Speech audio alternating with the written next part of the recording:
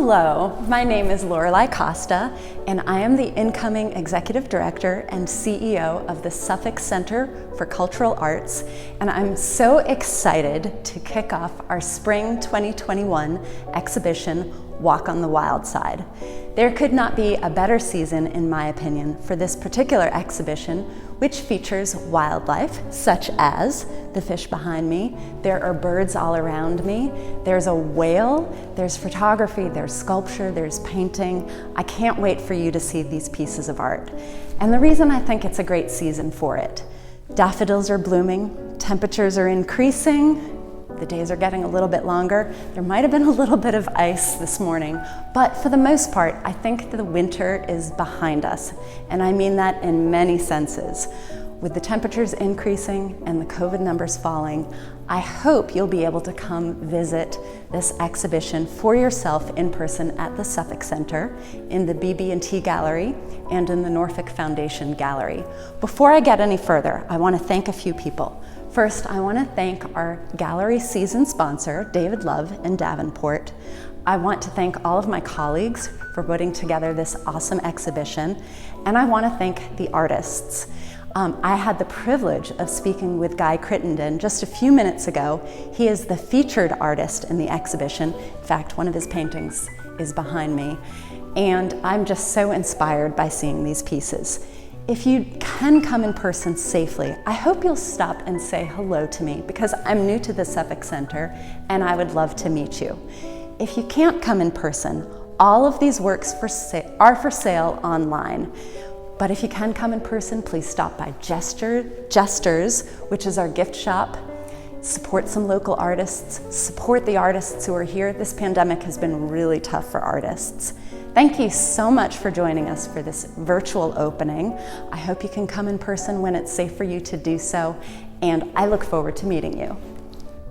Good evening. I'm Susan Lawrence, the Executive Director here at the Suffolk Center. Welcome to our second Walk on the Wild Side Gallery exhibit opening. Tonight I have with me David Love with Davenport & Company, who is our gallery sponsor. Welcome, David, and thank you for your support. Thank you, Susan. Davenport is very pleased to support the Suffolk Center's gallery exhibitions this year. And I'd like to encourage you all to come visit and experience this gallery in person at the Suffolk Center or online. And now I'd like to introduce you to our tour guides, Rick and Rachel, who will give you an up and close personal tour of Walk on the Wild Side.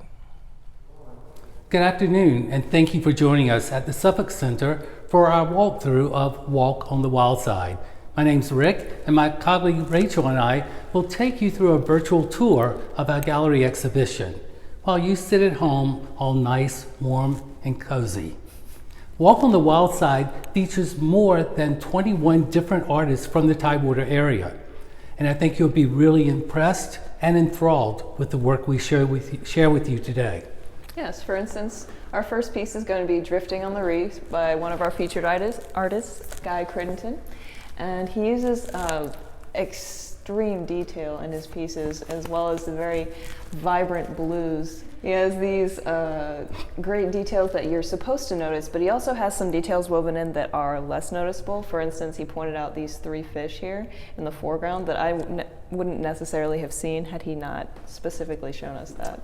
I think one thing that's interesting that he started painting when he was 12 years old and entered his first exhibition at age 13. That's pretty awesome. So what can you tell us about these wood carvings?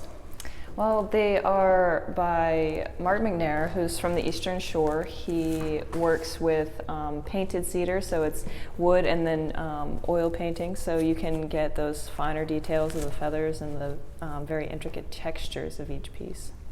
Yeah, one thing that Mark shared with us is that the finished piece is a testimony to the process. You really don't know what the piece is going to really end up looking like until you've made that final brush of the stroke of the paint or of the carving tool. This is the rest of Mark's work. He has pintail decoys, bufflehead decoys, terns. As we look a little bit closer, we find that one of the unique characteristic of Mark's work is that sometimes he leaves out what we feel may be an important element of the piece. Yeah, And for instance, this ruddy duck, it doesn't have eyes. He was trying to give more the impression of a ruddy duck rather than an exact replica. As we move throughout the gallery, we'll see that we have works by Lisa Anderson. Now, Lisa has a unique technique that she uses to produce her art. Yeah, she works with a sort of multimedia approach. The first one is entirely digital, printed on acrylic, and the second one is watercolor with a digitally rendered background to create that sense of depth. And as we think about a walk on the wild side, what could be more wild than a funky fish? This funky fish is a creation by Ryan Dakowitz. It's a part of his imagination that comes to life. Yeah, for each of his funky fish, he uses a wooden base, and then the fins are made with very finely with copper. As we move to the paintings behind us, it's Tom Jensen, who describes himself as an amateur professional photographer. He's a former firefighter, and he uses texture overlays in Photoshop to create a more painterly effect in his photographs. When I first saw them, I actually thought that they were prints of paintings, but they're texture overlays on photographs. In addition to doing the funky fish, we see that Ryan also takes a very realistic approach. Yeah, it's very, for Skimmer 2, it's more representational, less imaginary, but it still shows his style. As we stand in front of this painting by Nancy Zittrain, you can actually feel like you're in the marsh.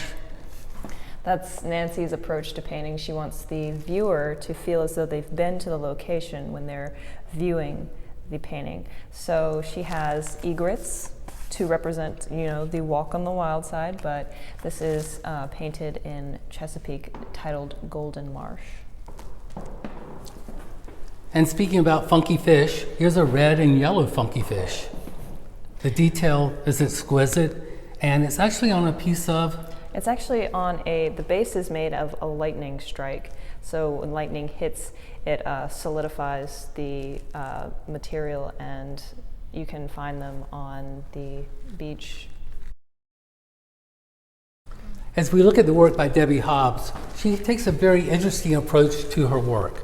She likes to take photographs that her friends have taken, which give her a different perspective than possibly she would see, and create that into a painting. And Debbie Hobbs is actually our only pastel artist in Walk on the Wild Side. She has 2 herons, very large scale works, very detailed.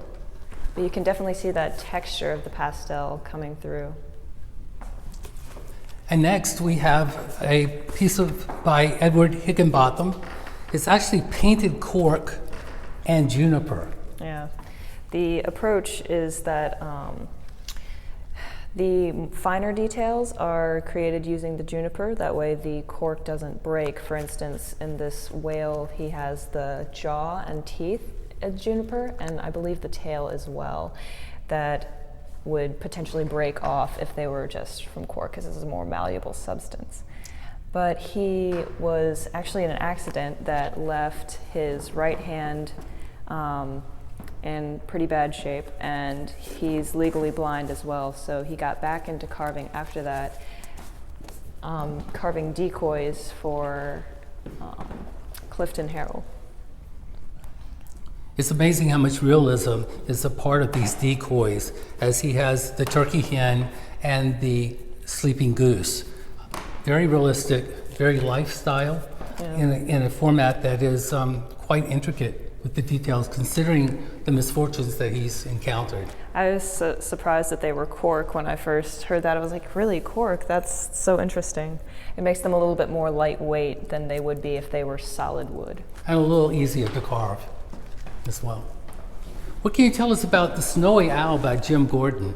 Well, Jim Gordon got into carving in the last several years as he wanted to do something during his retirement. He had friends who did wood carving, and he wanted to try his hand at that. Right. As we look at these 2 works on the wall, I'll be honest with you, I had to look at them very closely more than once. I actually thought they were photographs. Paul Fisher gets that a lot. He is well known as a decoy painter or a wildlife painter. He works in acrylics. These are actually acrylic paintings, even though they do look much more like a photograph. Right. And the doves and the flying swan are additional works by Jim Gordon, who we spoke about just a little bit. He's very inspired by being an outdoorsman, painting or carving, I should say, what he knows, what he's familiar with. Now, John O'Neill, for example, takes something that you wouldn't typically see if you were out in the wilderness. In this, it's called cooling off. It's actually a bear in the water cooling off. And what's interesting about this piece is it's not the typical portrayal of a bear, and it's not ferocious or anything. It's just, he's just sort of chilling, cooling off in the water. And it's based on a photograph that he took a while ago, but he felt that it needed to be represented as a painting as it was so interesting to him. And then if we go back to this area, we can see another work by Guy Crittenden. As a matter of fact, you can almost feel as if you're immersed in this painting. You kind of feel like maybe you were swimming with the tuna. Yes, he uses such a vibrant blue and detail, and the sheer scale of this piece. As one of our featured works, it is one of the cornerstone pieces that just really ties the show together. I just think if you had some type of camera gear on and you were swimming in the water, you would just fit right into this. Yeah, this he actually setting. does use the GoPro camera to capture pieces or photographs to use as references for his paintings later on as he's traveling.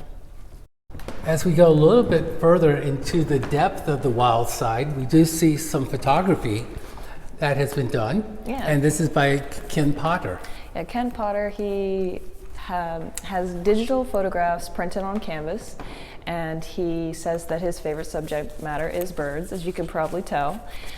The interesting thing about these is that the depth of field is such that you really focus on the foreground, but if you look closely, especially to the one on the far right, you see that there's actually a fisherman in the background. I didn't notice that until he had pointed that out specifically. And some more carvings are done by Ian McNair, who is the son of Mark McNair that we talked about a little bit earlier. And he started carving at the age of 10. So again, a very early overachiever. Definitely. He's another one of our featured artists. He has extremely detailed carvings. And he's actually carved decoys from Alaska to St. Thomas, but has decided to come back to home and continue carving on the Eastern Shore, where he's been since 2019.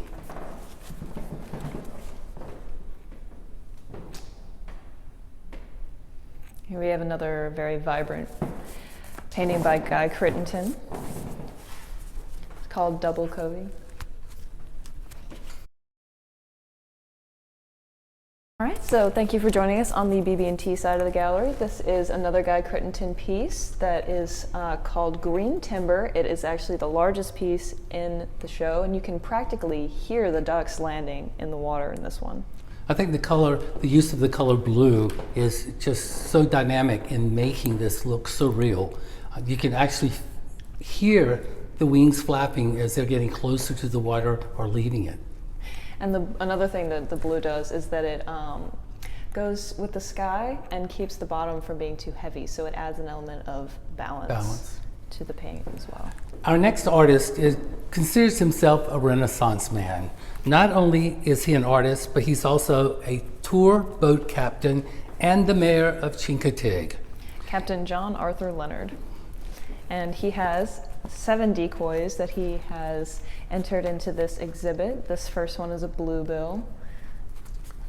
And one of the unique features of these decoy is that they actually are decoy. They're be used functional. and put functional decoys, where the others are more for admiring and looking at. But each of these do have the capability of actually helping to lure ducks to the hunter.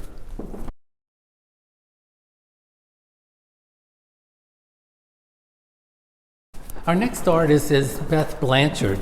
Beth is one of our art teachers here.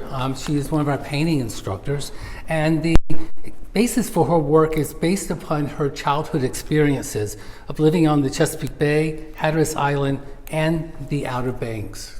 Yeah. For instance, the osprey painting was based on a photograph that her mom took as the ospreys were roosting for the season outside of her mother's house. The other painting here is based on a photograph by Buzz Hayes, which is another local photographer.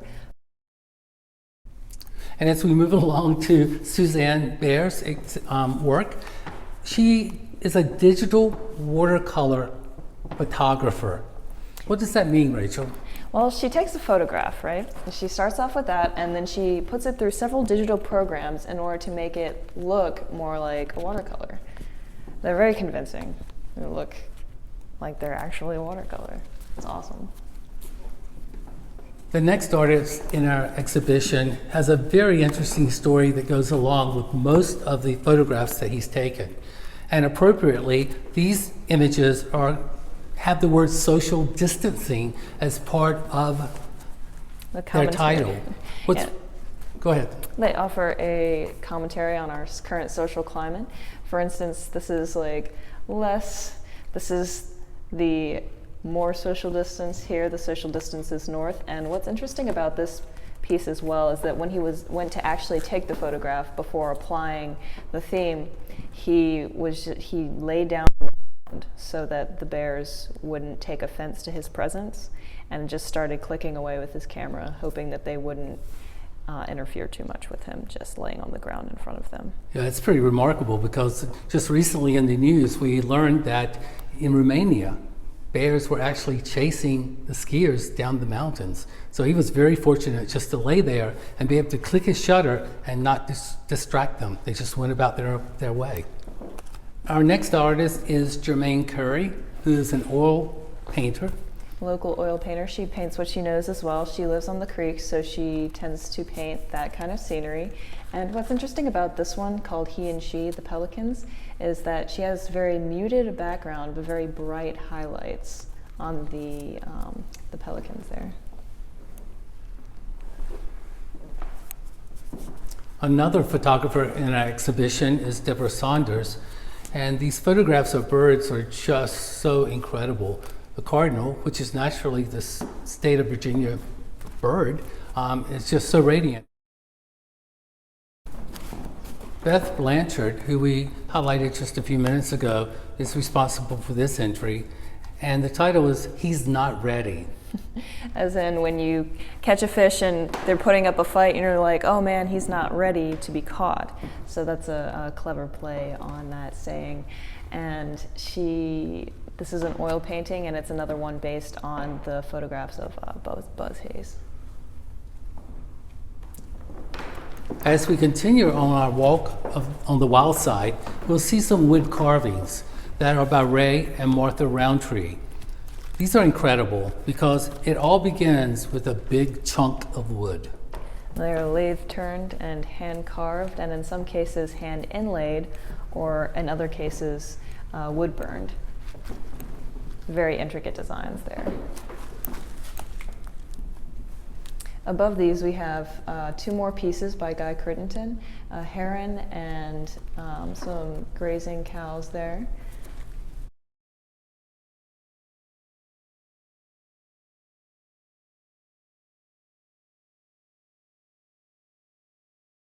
I hope you enjoyed the Walk on the Wild Side. This is our last few pieces, Breakfast Club by Guy Crittenden and Canvasback Decoy Carvings by Captain John Arthur Leonard. Thank you so much for tuning in this afternoon and taking this virtual tour with us. You'll notice that Rachel and I did not wear masks during the virtual tour, but we have kept social distancing, and only one other person has been with us who is masked. So therefore, we are keeping those protocols active. We invite you to come to the Suffolk Center between now and April 23rd to see Walk on the Wild Side between 11 a.m. and 4 p.m. Tuesday through Saturday. And now, a word from Pat and Sandy, the co-managers of Jesters. Hi, I'm Sandy Waters, one of the co-managers of the Suffolk Center for Cultural Arts Galleries and Jesters, and we want to thank you for joining us for our Walk on the Wild Side. We hope you enjoyed the tour of our lions and cheetahs and bears. Oh my!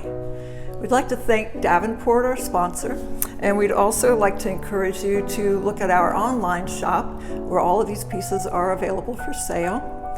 The online shop opened at 5 p.m. And feel free to share this link with friends on Facebook and Instagram. Hi, I'm Pat Eelman, also one of the co-managers for the galleries and the exhibits. We hope you will come here in person. We are open Tuesday through Saturday, 11 to 4 p.m. And truly, you have to come in person to see the magnificence of these works.